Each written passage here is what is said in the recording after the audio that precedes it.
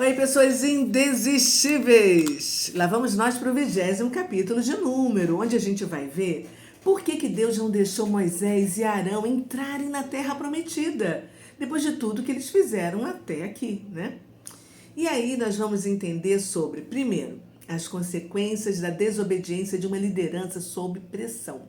Segundo, o resultado da cumplicidade diante da misericórdia e justiça de Deus. E terceiro, a perda, o luto, a troca da liderança e a transição das gerações.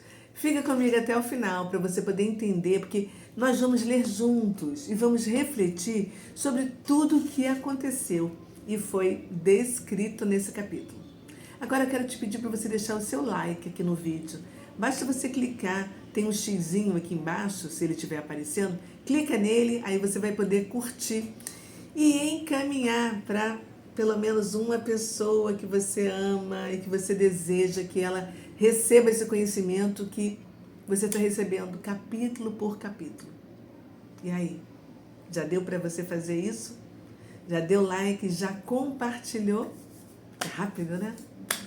Eu te agradeço. Obrigada. Vamos começar a nossa leitura, então, nessa Bíblia Nova Almeida atualizada. Vamos lá. Bom, toda a congregação dos filhos de Israel chegou ao deserto de Sim no primeiro mês e o povo ficou em Cádiz. Ali, Miriam morreu e ali ela foi sepultada.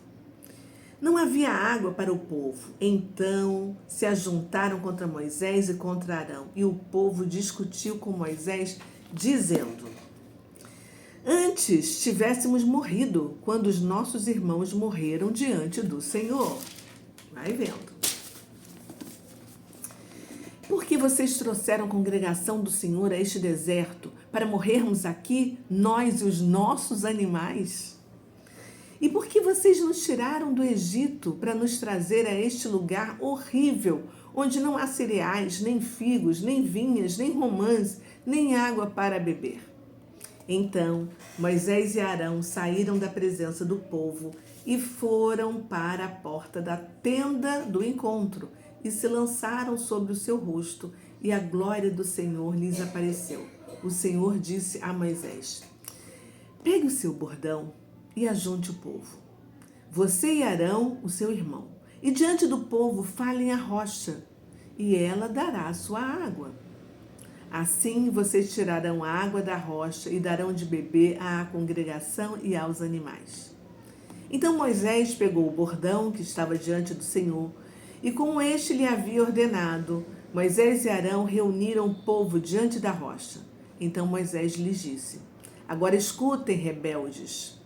Será que teremos de fazer com que saia água desta rocha para vocês? Moisés levantou a mão e feriu a rocha 2 vezes com seu bordão, e saíram muitas águas. E a congregação e os seus animais beberam. Mas o Senhor disse a Moisés e a Arão: porque não creram em mim, para me santificarem diante dos filhos de Israel, vocês não farão entrar este povo na terra que lhes dei. São estas as águas de Meribá. Meribá é reclamação, tá? Em hebraico, tá? Me perdi aqui. Onde estou? Só um minuto, por favor.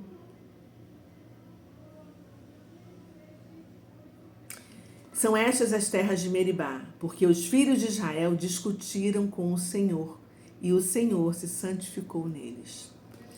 De Cádiz, Moisés enviou mensageiros ao rei de Edom para lhes dizer: assim diz o seu irmão Israel: você conhece todas as aflições que nos sobrevieram. Sabe como os nossos pais desceram ao Egito, e nós moramos no Egito muito tempo, e como os egípcios nos maltrataram, a nós e aos nossos pais. Clamamos ao Senhor, e ele ouviu a nossa voz. Mandou o anjo e nos tirou do Egito. E eis que estamos em Cádiz, cidade nos confins do seu país.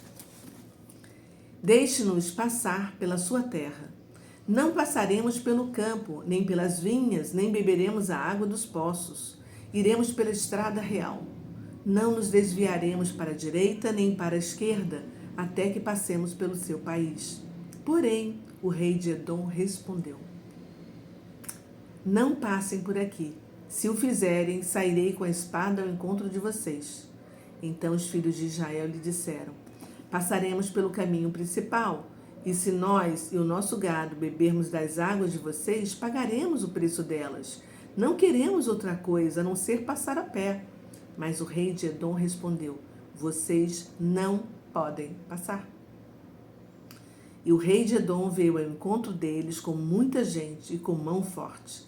Assim os edomitas se recusaram a deixar Israel passar pelo seu país, e por isso Israel se desviou dali. Então partiram de Cádiz e os filhos de Israel, toda a congregação, foram ao monte Or. O Senhor disse a Moisés e Arão no monte Or, nos confins da terra de Edom: Arão será reunido ao seu povo, porque não entrará na terra que dei aos filhos de Israel, pois vocês foram rebeldes à minha palavra nas águas de Meribá. Chame Arão e Eleazar, o filho dele, e diga-lhes que subam o monte Or. Depois tire as vestes sacerdotais de Arão e coloque-as em Eleazar, o filho dele, porque Arão será reunido ao seu povo, e ali morrerá. Moisés fez como o Senhor lhe havia ordenado. Subiram o monte Or diante dos olhos de toda a congregação. Moisés tirou as vestes sacerdotais de Arão e as pôs em Eleazar, o filho dele. E Arão morreu, ali no alto do monte. Depois disso, Moisés e Eleazar desceram do monte. Quando toda a congregação soube que Arão era morto, toda a casa de Israel chorou por Arão durante 30 dias. E nós vimos que este é um capítulo dramático, né? E decisivo na história de Israel pelo deserto. Começa com a morte de Miriam, irmã de Moisés, e durante o luto ali naquele deserto, o povo enfrenta a falta de água e reclama amargamente. Deus então orienta Moisés a falar à rocha para dali sair água.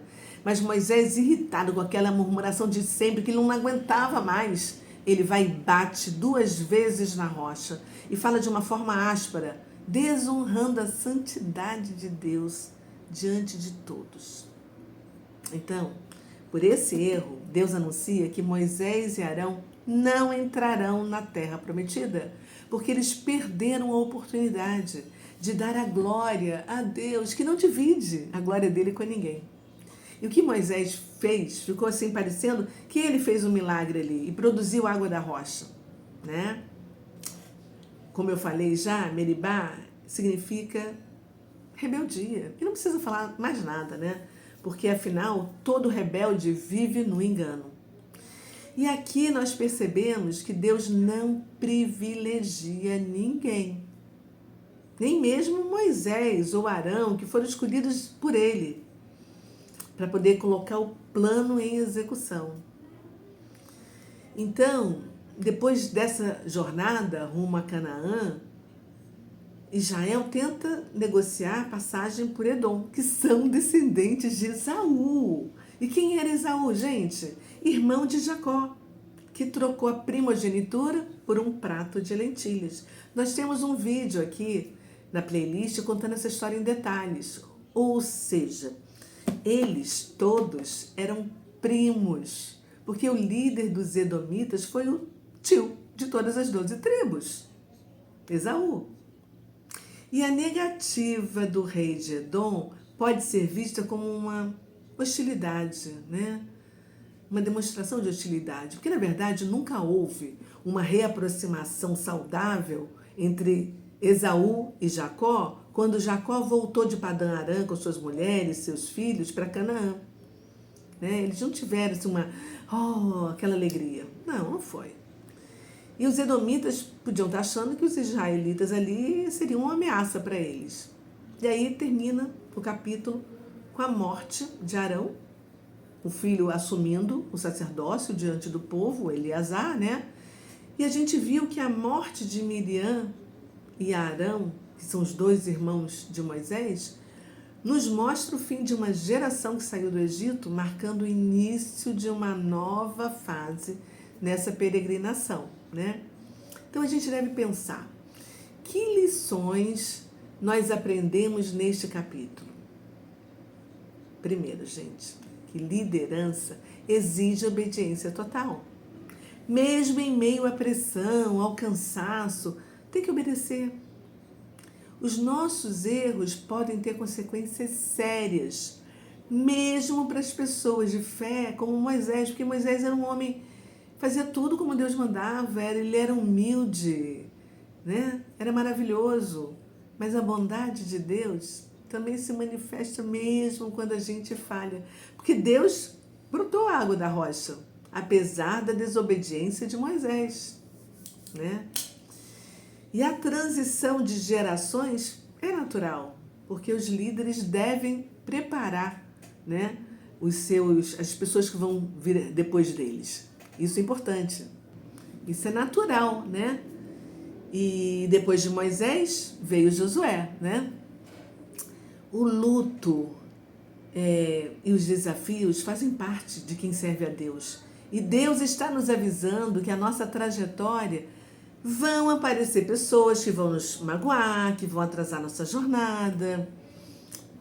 E essas pessoas não são assim distantes, desconhecidas de nós, mas são pessoas da nossa própria família, nossos parentes. Deus também está nos avisando sobre cumplicidade. Isso é muito sério. E a gente precisa ficar atento quando a gente vê pessoas fazendo ou dizendo que não devem.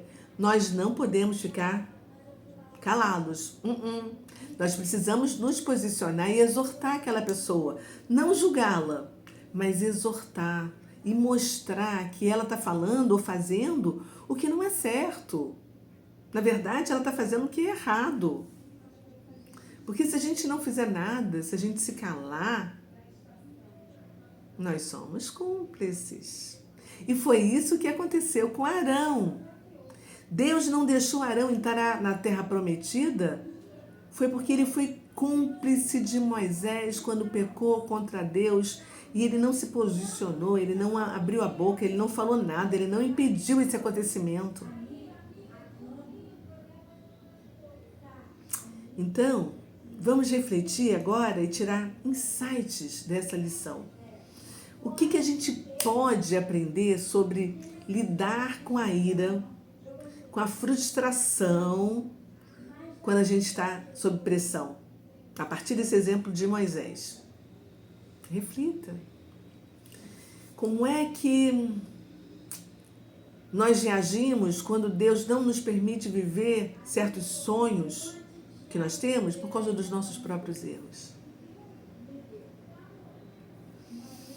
Será que você tem ajudado pessoas a se prepararem para elas continuarem essa caminhada de fé, essa caminhada de serviço? Mesmo quando você não estiver mais presente? Pensa nisso. São situações de ontem, mostrando o que nós podemos fazer hoje. Vamos orar, gente? Então vamos lá. Pai, obrigada por nos deixar esse capítulo como um exemplo de perdas, de decisões difíceis, de milagres, mesmo em meio à desobediência. Mostrando-se mudanças profundas na liderança. Moisés era um líder de excelência, Pai, um intercessor do povo sem igual. E apesar de tudo isso, ele enfrentou momentos de fraqueza. Mas o Senhor também nos ensina a importância da obediência, a observância assim, dos detalhes. Mesmo vivendo no mundo que a gente está vivendo hoje, né? Que a gente não tem tempo para absolutamente nada, Pai. Obrigada, Senhor, porque o Senhor é santo, o Senhor é justo, o Senhor é misericordioso. E mesmo, apesar dos obstáculos, assim como o Senhor guiou o seu povo até o cumprimento da sua promessa, o Senhor continua nos guiando aqui através da leitura diária desses capítulos. nos oferecendo assim um norte, Pai, para a gente poder seguir e encontrar o caminho de volta para casa. Nós chamamos, Senhor, e oramos em nome de Jesus. Amém e amém. Deixa um beijo para você e peço para você deixar o seu like. Se ainda não me segue, me seguir. Aperta o sininho para receber diariamente um vídeo, porque a gente está lendo todos os dias, capítulo por capítulo, de Gênesis a Apocalipse, para a gente refletir e saber o que foi que Deus escreveu, por que Ele quer que a gente entenda, leia e perceba através da sua palavra. Beijo no seu coração. Fui. Tchau.